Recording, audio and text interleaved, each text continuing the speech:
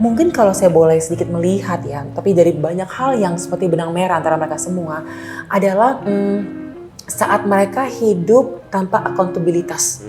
Jadi akuntabilitas itu kan adalah kita mempunyai orang-orang yang kita pilih dalam kehidupan kita yang berani menegur kita, berani berkata kayak, hey Tracy, kamu udah mulai berubah nih, kamu mulai ini loh, kamu ini nggak bagus loh ini nih. Jelasin kamu kenapa kayak gitu, jelasin, give me explanation gitu. Orang yang berani menantang kita, menegur kita, mengkoreksi gaya hidup kita yang salah, atau mempertanyakan sikap-sikap kita yang mungkin dia masih belum yakin nih benar apa baik. Dan saya melihat nih orang-orang ini sangat orang-orang udah di posisi tertinggi, mereka nggak punya akuntabilitas ya, mereka sering sharing. Awalnya mungkin mereka punya pas masih baru-baru, tapi kadang-kadang ya kalau orang udah terlalu tinggi posisinya, mereka tuh ditaruh di sebuah pedestal, ya apa sih bahasa Indonesia pedestal? Kayak panggung yang nggak boleh disentuh gitu, yang kayak enggak lah kalau dia pas panggung terhormat tinggi, gitu ya. Kayak panggung terhormat gitu, sehingga banyak orang juga agak segan. Apalah saya cuma teman, masa saya menegur pendeta yang terkenal, pendeta yang jago khotbah dan sebagainya. Ini suatu hal yang kayak pendeta pun juga manusia yang bisa rapuh, yang bisa apalagi pendeta akan dengan senangnya iblis akan melemparkan segala macam cobaan dan godaan dan sebagainya. Karena kan, again, metode bahwa kalau dia jatuh, yang jatuh lebih banyak lagi bersamaan dengan dia, karena dia kan di posisi yang tinggi.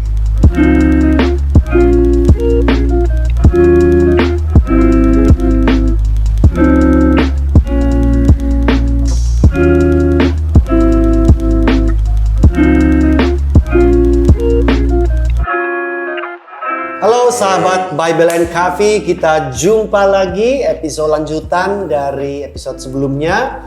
Masih tetap bersama dengan Tracy Trinita. Di episode sebelumnya kita sudah membahas banyak hal mengenai pengalaman pribadi dari Tracy Trinita ya. Dan ada tadi sempat ngobrol-ngobrol, ada satu hal yang menarik bahwa ternyata Tracy Trinita nonton Bible and Coffee. Ya. What about you guys?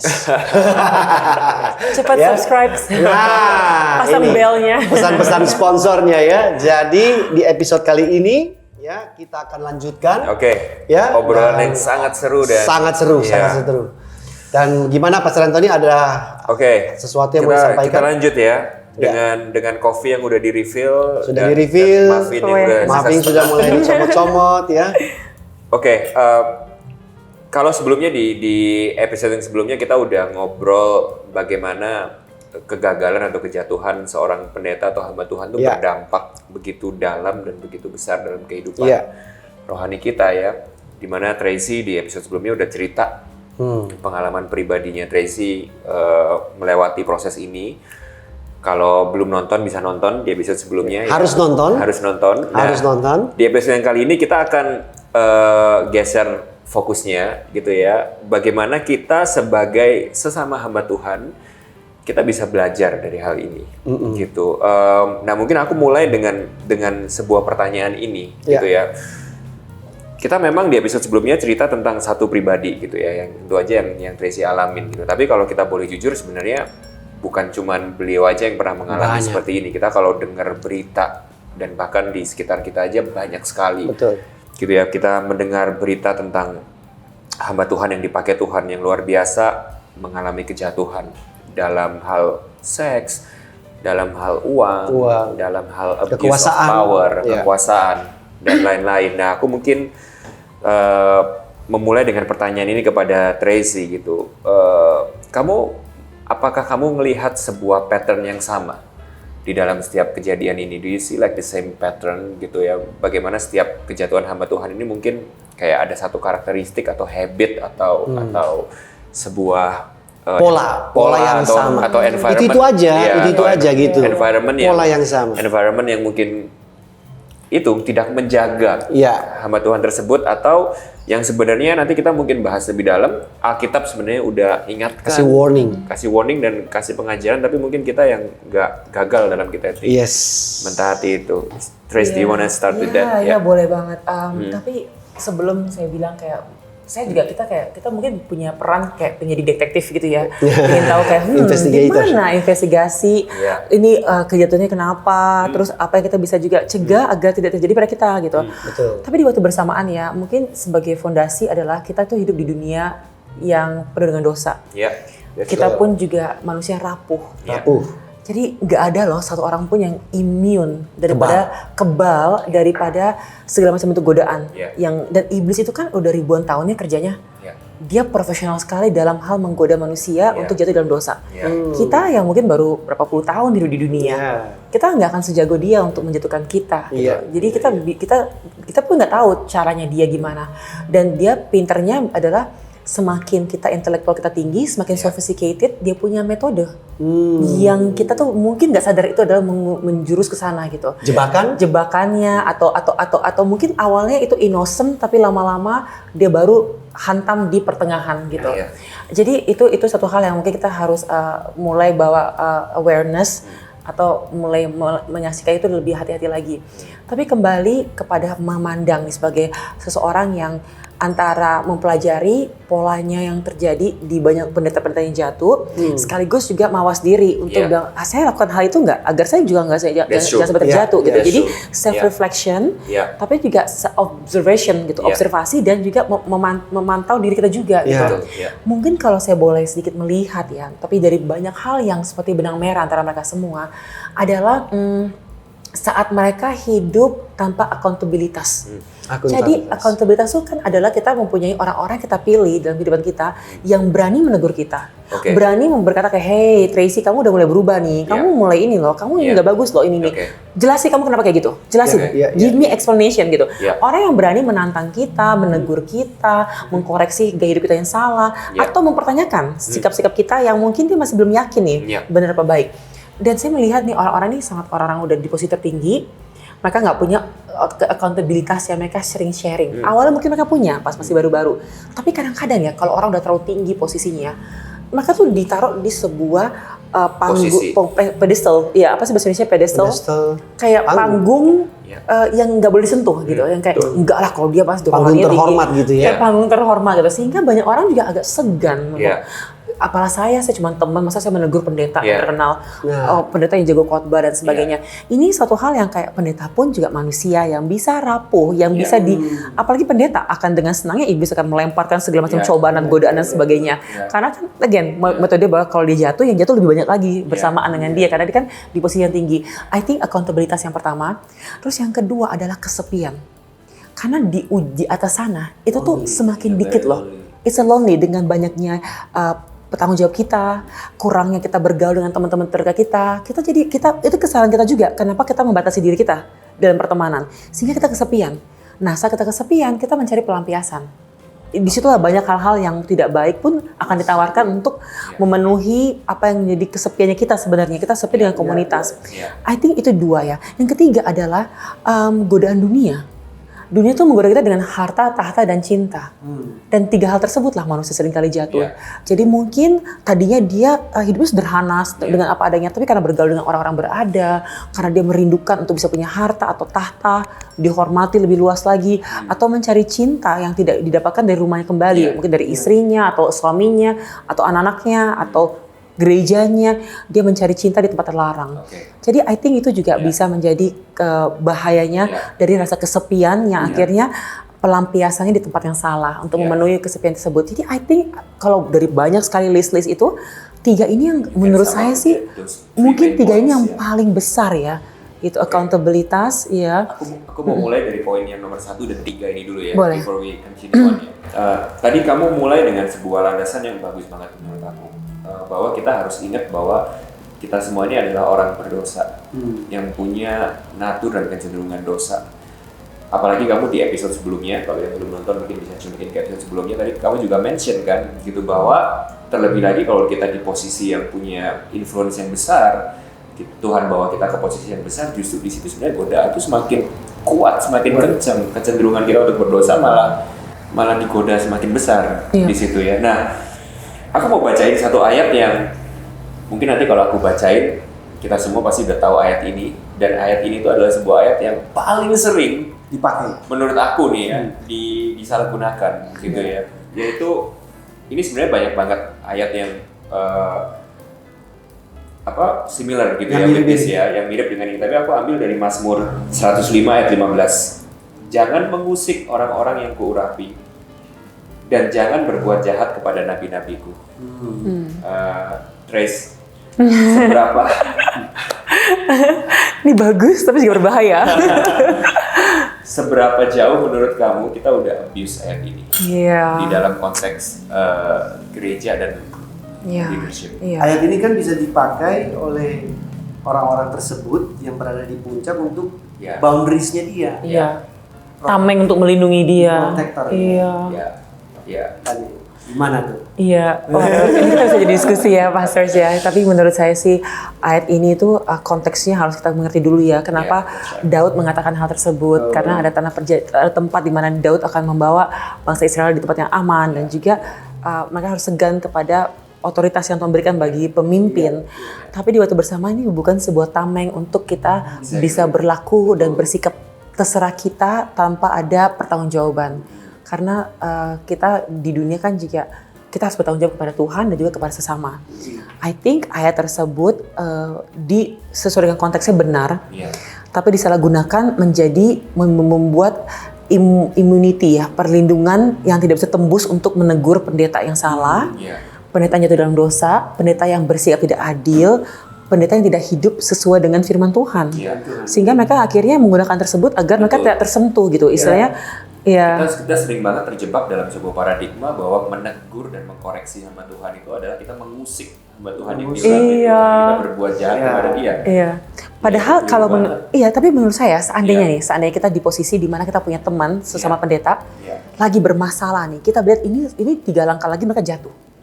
Sebagai teman yang baik, masa sih kita tega untuk membiarkan dia terjatuh dan menghancurkan gereja, pernikahan dan keluarga rohaninya mereka? Kita kan kalau kita tahu ada 3 langkah itu berbahaya, kita pasti dengan rela, sekalipun mungkin pertemanan kita di ujung jurang karena dia mungkin gak suka dengan kita mengusik dia, tapi karena kita peduli, kita mungkin menegur dengan 4 mata. Kita berdua aja sama dia. Ada ayatnya kan di kitab Matius 18, di mana ya kita menegur dulu lah dengan ini. Tapi kalau dia nggak dengar, kita panggil orang lain lagi nih yang dia lebih hormati. Bawa saksi. Mungkin dia nggak mau dengar lagi. Oke, lebih ramai dikit deh. Siapa lagi orang-orang yang dihormati lagi? Iya, sampai ketua sinode lah atau siapa gitu, sehingga sampai itu jadi lebih luas lagi. Akhirnya ya udah kita udah melakukan bagian kita, udah berlevel privacy sampai level publik kita udah lakukan untuk mencegah agar hamba Tuhan itu tidak jatuh dan menghancurkan apa yang Tuhan telah bangun bertahun-tahun dalam hidupnya dengan cuma satu kejadian tersebut. Di waktu bersama, I think itu adalah kasih dan dia tidak mengusik dia, kita malah menjaga dia agar tidak mengalami kerusakan yang lebih besar. Yang mungkin dia belum sadar karena dia dalam rayuan dosa gitu. Lagi mabuk godaan dosa. Tapi gitu. ini mesti kedua belah pihak ya. Jadi dari pihak yang pengikutnya untuk menegur dia, mereka kan karena mengasihi. Bukan karena memang niat untuk menghakimi dan menjatuhkan. Iya, betul. Tapi dari pihak si oknumnya, dia juga mesti punya perspektif yang sama bahwa kalau ditegur itu bukan mau dijatuhkan, tapi karena dikasihi. Nah, seringkali mungkin insecure daripada hamba Tuhan tersebut, dia pakai ayat ini untuk jadi secure-nya dia. Dan dia bikin boundaries. Tapi sebagai hamba Tuhan, kita juga pernah loh, berapa kali sih kita diterima kritikan dari jemaat yang sebenarnya it doesn't make sense. Ini kan pilihan mereka sendiri. Nggak suka musiknya, khotbahnya kemarin nggak bagus. Kita udah setia loh, banyak juga. Jadi kita mungkin emang harus memfilter. Sehingga gini, nggak setiap suara kita harus terima secara mentah. That's a good point. Tapi kita boleh memberikan otoritas kepada beberapa orang. Kalau suaranya mereka saya mau dengar. Jadi gini, suara jemaat secara kolektif kita bisa terima sebagai masukan. Oh, masalah musik, silakan bicara sama departemen musik. Difilter ya, difilter. Dan jangan personally, karena itu preferensi. Kita aja khotbah pasti ada satu orang yang bilang, pastor bagus banget khotbahnya, pastor jelek banget khotbahnya. Yang mana mau kita dengar? Nggak perlu bagus, nggak perlu jelek. Yang penting kita setia kepada firman. Udah itu aja ya. Tapi kalau orang memberikan masukan kepada kita, again kita harus filter siapa orang tersebut, backgroundnya apa, seberapa besar kepedulian dia akan kita. Maka itu accountabilitas itu penting banget. Sehingga kalau 3 orang atau 5 orang yang kita berikan otoritas menegur kita, kita harus dengerin. Jadi siapa orang-orang itu adalah rekan kerja kita. Jadi kita harus punya circle of accountability. Harus. Gitu ya, dan kita izinkan mereka bersuara dan kita akan duduk manis dengerin mereka sekalipun kita nggak setuju, dengerin dulu. Pelajari dulu apa yang mereka katakan. I think itu membantu kita untuk kita akan mendengar orang yang kita berikan otoritas. Ini could be our senior pastor kita, atau rekan sepekerja kita, suami atau istri kita, atau sahabat kita yang kita tahu mereka nggak punya bad intention untuk kita. Mereka merayakan kita, mereka menangis dengan kita. Orang-orang yang kita tahu mereka mengasihi kita dengan tulus. Tentu saja bisa aja ada orang iri di antara grup terdekat kita, tapi nggak semua dong iri sekaligus gitu ya. Pasti ada Tuhan kirim orang-orang yang baik juga di grup yang terdekat dengan kita. I think ini bisa membantu kita sih untuk tidak menggunakan ayat tersebut. Mungkin ayat tersebut bisa kita gunakan untuk kategori umum, sehingga kalau kita terima kritikan tiap hari kita juga hancur sih. Kita juga bisa hilang percaya diri kita juga sih. Kalau semua kita terima, enggak, kita boleh filter. Tapi orang-orang terdekat kita harus dengar. Dan dengar ini ya, ini humility atau kerendahan hati kita itu adalah salah satu gambaran iman kita. Seberapa besar kita merendahkan hati kita untuk bilang, Tuhan saya siap ditegur loh kalau saya salah. Saya nggak selalu benar. Kalau saya salah, saya mau Tuhan untuk mengkoreksi sikap saya, khotbah saya, cara saya melayani, cara saya memimpin. I think that is takes humility. Yang masalahnya adalah kalau kita memakai tameng ini sebagai ayat untuk menolak semua masukan, narcissistic leader tidak akan mau terima masukan. Dan kita yang harus kita tahu itu adalah ini ya. Kadang orang itu suka ngomong kayak gini, Tuhan berikan aku kerendahan hati, kalau engkau tegur aku mau dengar. Tapi kita nggak boleh lupa bahwa kadang Tuhan itu pakai orang lain untuk menegur kita. Kita nggak bisa kayak, aku nggak dengar suara Tuhan yang menegur aku secara langsung. Kita kalau lihat di Alkitab, bahkan di Perjanjian Lama, Daud pakai Nabi Nathan untuk menegur dia. Dan di Perjanjian Baru jelas Yakobus 5 ayat 16 kan saling mengaku dosalah satu sama lain dan saling mendoakan supaya engkau sembuh. Jadi yang kita nggak boleh lupa, di dalam realita kehidupan sehari-hari Tuhan menegur kita tuh menggunakan orang lain. Betul. Nah, saya suka banget ya Pastor Anthony, you mention about Nabi Nathan. Nabi Nathan. Tuh kenapa saya harus ngomong agak space, kenapa teman saya pas lagi dengar khotbah dibilang Tuhan bicara melalui binatang. Nabi Nathan. Bukan binatang. Ini penting sekali ya. Raja Daud kan berkuasa, dia dikasih Tuhan banyak sekali kelebihan, dia penuh hikmat dan sebagainya, tapi dia tetap menghargai suara Tuhan melalui Nabi ini untuk menegur dia dengan cara yang menarik ya. Ilustrasi dulu tentang binatang. It's you, dia bilang, itu orang kamu. Dan dia menyesali sampai dia tulis di Mazmur 51 penyesalannya dia. Dan dia langsung menyesal dan dia bertobat. I think ini leader yang humble leader. Dia punya menghargai otoritas yang Tuhan berikan kepada Nabi ini, dan dia langsung bertobat. Jadi pertanyaan juga, kalau kita sekarang nih hamba Tuhan ditegur oleh seseorang, kita bisa nggak punya hati yang jangan kamu masih muda, atau kamu nggak ngerti apa yang saya alami, kamu nggak ngerti apa yang saya ini, jangan langsung defensif, karena orang baik loh memberitahukan kepada kita kekurangan kita. Dia kalau perlu ngapain repot-repot, nggak pada dia dibenci atau dia disukai, mendingan dia pura-pura nggak lihat, tapi karena dia mengasihi kita, dia mau menegur kita. Ini orang-orang terdekat kita ya. Jadi I think it's really good untuk kita sebagai hamba Tuhan selalu ingat bahwa Tuhan bisa kirim nabi-nabi atau orang-orang di sekitar kita untuk menegur kita agar kita semakin dewasa dan semakin ini. Tapi yang berbahaya adalah, tadi saya barusan bilang juga, kalau leader itu, pemimpin itu adalah seorang yang narsistik. Ini saya baru mempelajarinya lately ya. Itu tipe-tipe orang yang tidak mau terima koreksi loh.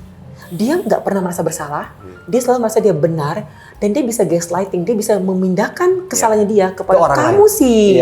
Ini karena kamu kayak gini gitu. Sehingga dia selalu dia nggak merasa bersalah sama sekali. I think ini yang berbahaya loh. Gimana sekarang kita bicara tentang kita ada filter dan sebagainya, tapi kalau kita berhadapan, mungkin teman-teman di sini berhadapan dengan leader yang udah jelas-jelas secara psikisnya dia punya narcissistic personality disorder. Gimana dia bisa nerima kesalahannya dia kalau dia nggak merasa bersalah? I think that's another kendala sih gitu. Yang itu, I don't know the answer to that. Kalau orang benar-benar nggak merasa bersalah, tapi dia bersalah tuh gimana?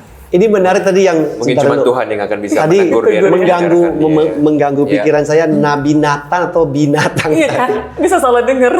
Nah, di Alkitab sebenarnya ada Tuhan pakai binatang untuk menegur hamba-hambanya.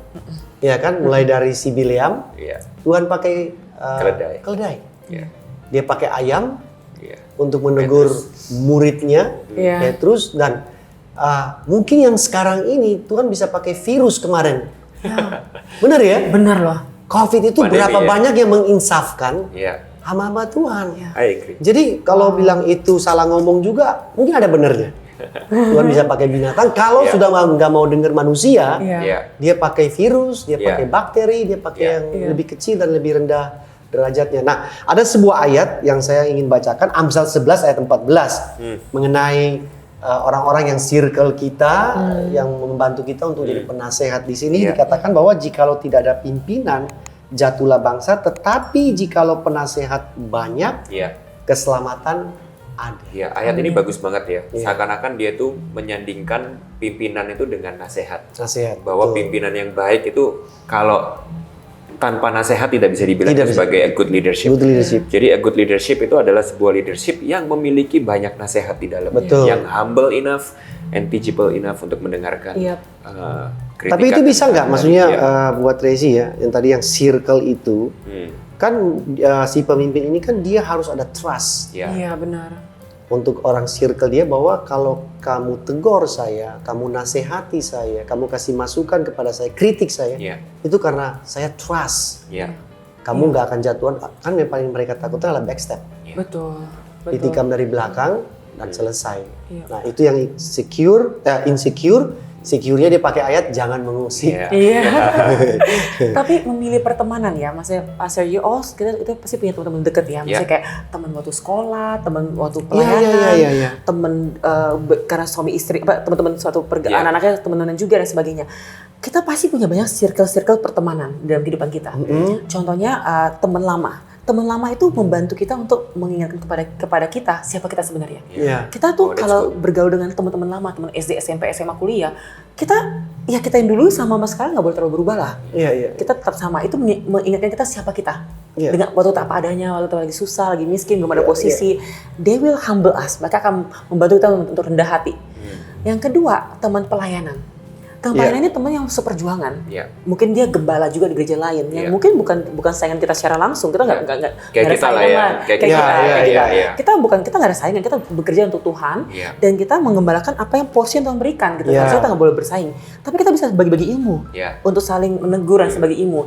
Ini rekan sepekerja yang mungkin bukan di kantor yang sama, rekan sepekerja Tuhan tapi di gereja atau di denominasi yang berbeda. Tapi ada lebih kecil lagi nanti. Ini kan nanti umum mengecil. Yang mengecil berikutnya adalah teman-teman sekitar kita yang satu pelayanan bersama, gitu. Atau keluarga inti kita, bisa mungkin istri kalau untuk anda yang Nah, menikah ini tadi saya atau pikirin, suami, iya. gitu. Itu orang-orang yang nggak mungkin deh nyakitin kita. Bisa juga, tapi kemungkinan besar terlalu kecil untuk mereka ingin menghancurkan kita. Karena kan mereka kita sukses, mereka juga sukses gitu. Iya, Karena iya. kita bawa mereka bersama dengan kita gitu. I think that small circle yang terdekat Iya. ini, yang setiap hari ketemu sama kita, Iya. kita minta hikmat Tuhan, doakan Tuhan yang mana orang-orang yang terbaik untuk menjadi penasihat-penasihat saya. Nggak perlu banyak kok, 2-3 orang cukup. Iya. Iya. Tapi jangan terlalu dikit, cuma 1 orang aja, karena 1 Iya. orang kan bisa subjektif gitu ya. Tapi I think it's important untuk 2-3 orang lah, Iya. yang Iya. tiap hari kita bisa cerita kepada mereka dan kita tahu mereka bisa dipercaya gitu. Iya. I think maka itu kita perlu banyak circle of pertemanan. Jadi kayak saya pribadi, kalau ngomongin masalah bisnis, ada teman-teman yang Iya. banyak mempelajari bisnis, ada teman-teman masa sekolah, ada teman-teman sepelayanan, ada teman-teman yang emang orang Kristen, ada teman-teman yang anak hilang. Iya. Perlu loh, saya ingin tahu argumentasi mereka apa, kenapa mereka nggak percaya kepada Tuhan. Itu membantu. So I think pertemanan itu penting banget. Jadi jangan sampai kita terlalu kecil ruang pertemanan kita sampai kita akhirnya tidak bisa percaya sama siapa-siapa karena tersakiti. Tapi juga jangan terlalu besar sampai kita nggak punya orang-orang terpercaya di sekitar kita. Iya. I think friendship is so crucial. Dan kalau aku boleh tambahin, Iya. friendship itu help us to keep being authentic ya. Iya. Saya sering tanya dikit pada teman-teman pendeta saya gini, kapan terakhir kamu ditegur karena kamu punya teologi yang salah? Kedua, saya bilang, kapan terakhir kali kamu melihat di sebuah gereja atau di sebuah podcast atau sebuah pengajaran, kamu menemukan satu pengajaran sesat? When the last time you heard heresy, pengajaran sesat? Saya bilang, kalau selama 10 tahun jadi orang Kristen, 20 tahun jadi orang Kristen, kamu nggak pernah dengar pengajaran sesat, berarti kamu nggak pernah tahu teologi yang sebenarnya. Karena nggak punya discernment. Nggak punya discernment, nggak punya tongkat lurus untuk bisa melihat tongkat Yang bengkok yang sebenarnya. mana. Exactly. Dan ini mengagetkan loh, karena banyak anak pendeta muda seperti kita that's good point. yang tidak menyadari bahwa kita tuh nggak punya loh orang-orang yang bukan cuma mengerti gaya hidup kita, tapi teologi kita. Iya. Maka itu kita perlu sekali pergi ke conference, kita perlu bergabung dengan, kita punya banyak sekali grup-grup yang pendeta seluruh jejaring seluruh Ya. Indonesia untuk bertukar pikiran, untuk menantang each other dengan pemikiran yang kalau kita salah kita ditegur oleh tubuh Kristus yang lainnya gitu. Karena kita bisa aja salah. Masih penasaran ya? Jangan lupa saksikan episode lanjutannya minggu depan dan jangan lupa subscribe, like dan komen teman-teman sekalian. Thank you.